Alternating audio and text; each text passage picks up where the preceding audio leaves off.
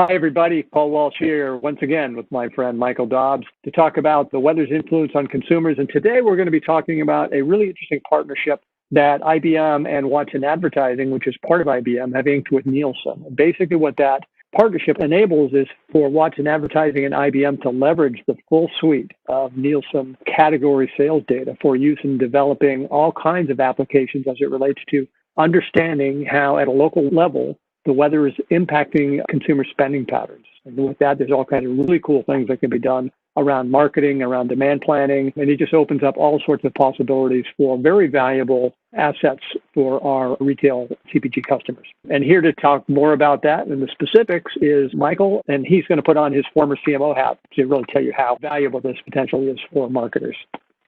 Thanks, Paul. So let's talk about how retailers can use this type of information and data in order to drive better advertising. A great example is some work that we did with a major soup brand in the United States. And what we did was we found out that there's a certain temperature at which people start really looking to buy soup. That temperature is slightly different across the United States. And so it's really important to look at this hyper-local data. In other words, we look at it differently across different areas within the United States. And at that certain temperature, people start thinking more about going out and buying soup.